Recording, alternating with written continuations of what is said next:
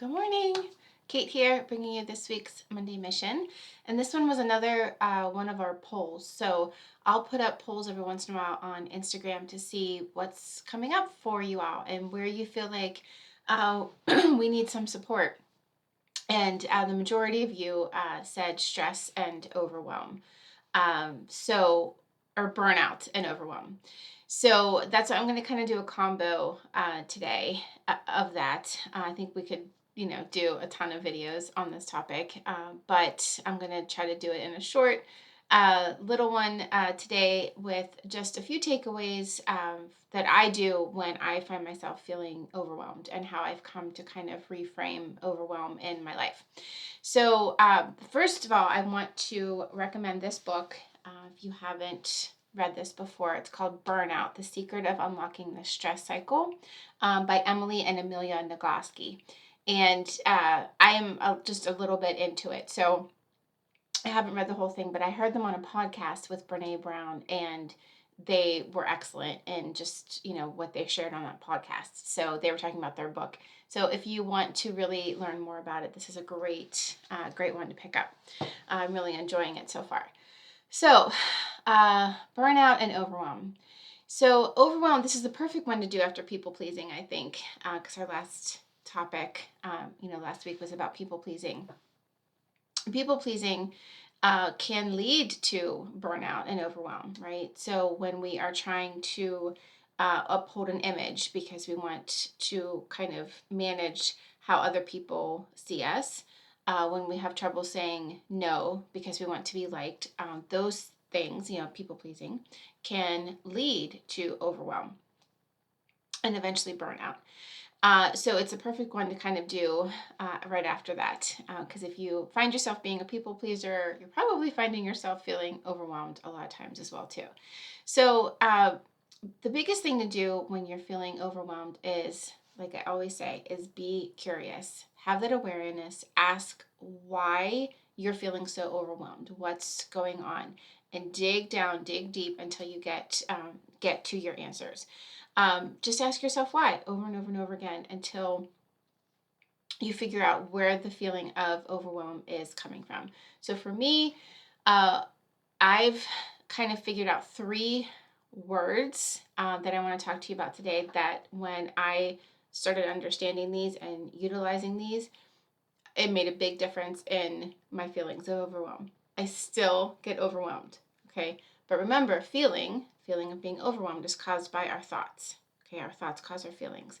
So I really had to break down thoughts and really look at what was going on for me. So I want to share with you the 3 words that I kind of help to explain and how I manage overwhelm in my life. Because when I got down to it, I really did find out that I am actually the cause of my own overwhelm.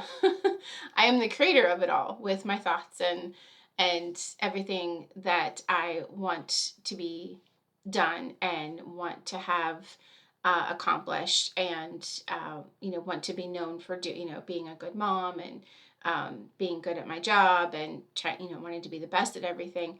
My sort of just thinking around that can create my own overwhelm. Okay, so the 3 things that I've really taken into account and have helped me with this. The first is priority. So I think all of us have a to-do list that is 80 miles long and it's never ending. And what happens is we never get to cross anything off, or even if we cross 3 things off, there's still 50 more on the list. So it doesn't even feel like you've accomplished anything. You don't even get to enjoy or relish in the fact that you finished your to-do list. So I had to really start prioritizing and noting that some things were just going to be more important than laundry, right? Some things needed to be done, unless the kids needed a certain shirt for school or nobody had any underwear. Laundry could maybe wait, right?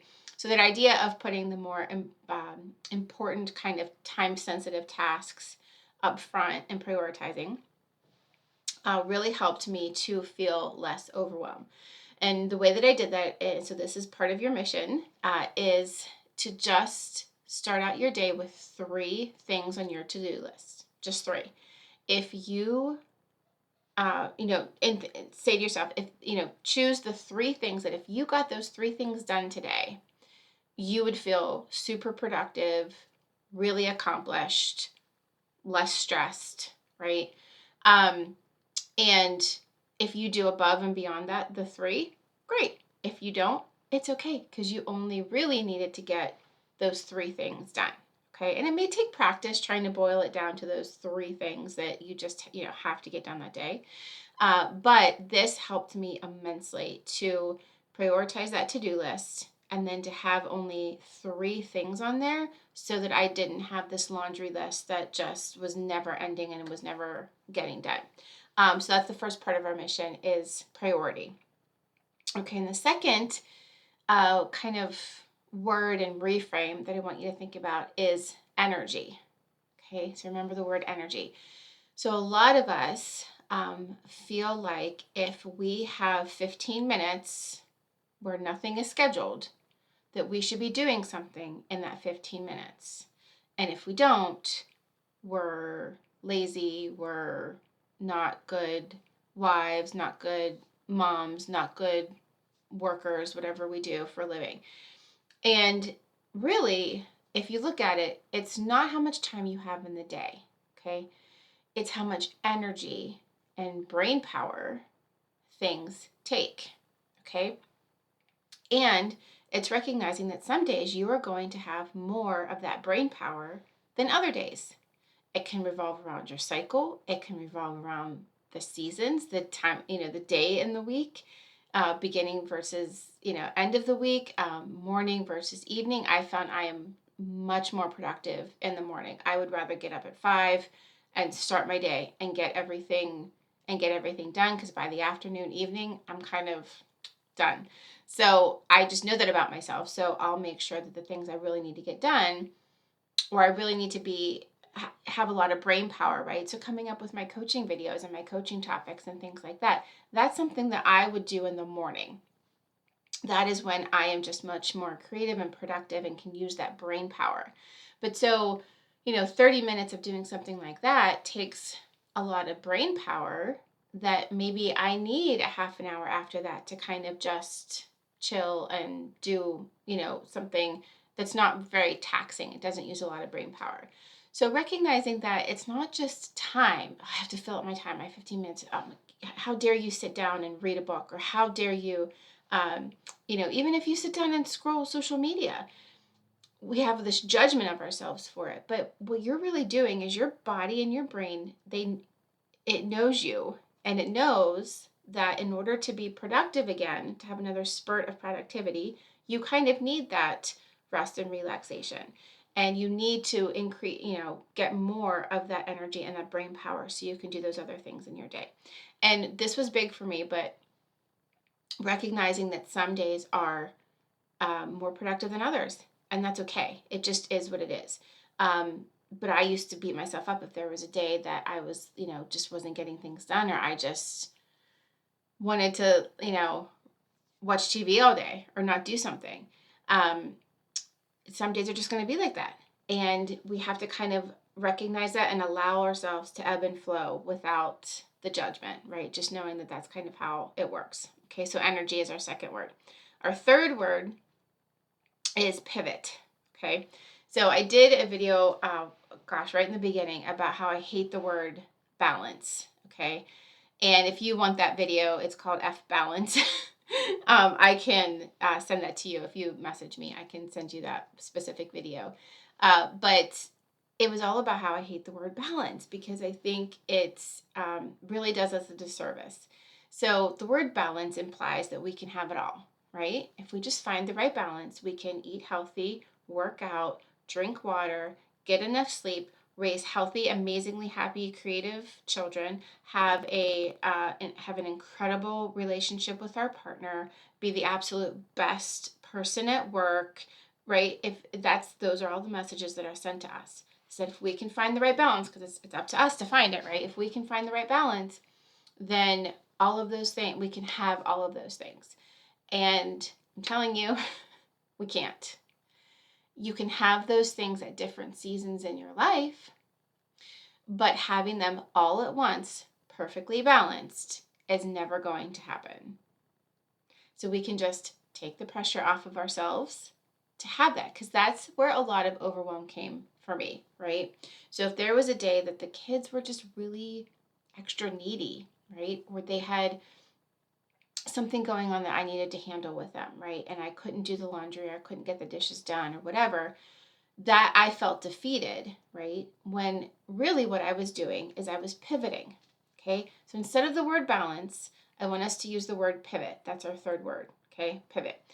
And the way that I kind of think about it is balance sounds like everything is equal, right? So everything is perfectly equal and getting the same attention, the exact same attention, no, not one more than the other. Pivoting, though, reminds me of when I went paddleboarding. And if you've ever been paddleboarding, you have to maintain your balance. But the way that you maintain your balance is depending on the current, depending on which direction you're going, depending on the wind at that very second, you are constantly pivoting. Sometimes your weight is shifted on your front leg. Sometimes it's more on your back leg, right? When you're putting the paddle in, you're using your core a different way. You're going from side to side. You are pivoting in order to maintain a balance, okay? And the way that I kind of think of that in terms of our life is that some seasons you're going to be needing to focus on one thing more than the other. And that's okay. It doesn't mean that anything's wrong. It doesn't mean that you're not doing it right. Okay. When your kids are super, super little, a clean, organized house is not going to be a priority. You're pivoting. You're in the season of infants and babies and toddlers, right? That's your season. Now that I'm in I have older kids, the house can be a little bit more organized and clean. Not much more. Maybe it should be. But it's all about the season that you're in, right? So now I'm able to focus a little bit more on, building a coaching business and doing some things outside of that infant, toddler, preschooler stage, right? But I couldn't do those things then because I was pivoting. I was in that season, right? And so understanding it that way helps with the overwhelm, okay, of thinking that you have to do it all and you have to have everything perfectly balanced, okay, because it's just not going to happen. All right, so those are our three words. The first is priority, and the mission that goes along with this, should you choose to accept it, is to only put 3 things on your to-do list each day. 3 things, just 3. 3 things that if you got done would feel very productive and reduce your stress for the day, okay? The second word is energy. So recognizing that it's not necessarily the number of minutes in a day, is how much energy you have. And some days you're going to have more brain power, more energy than others. And that's okay. The day that you don't have a lot of energy, the next day you may have even more, right? So it's understanding that it's going to ebb and flow. And then the third word is pivot. Okay, so forget thinking that we can balance everything and have everything, every area of our life 100% of the time perfect at all times and perfectly balanced. It's pivoting. It's being in a season, right? And recognizing that so that you aren't putting that pressure on yourself for that overwhelm. Because when it comes down to it, we really are the ones that are creating our overwhelm with our thoughts. Okay, so we'll be talking about it more this week on Instagram, so make sure you're showing up there. And as always, let me know what came up with you or came up for you with this, how you feel about it, what's so overwhelming to you, what are some thoughts that you're having that are creating that overwhelm, and I'll help you out, see if we can tease those out and try to reframe them. All right, so I hope you're having a great day, and I'll talk to you soon.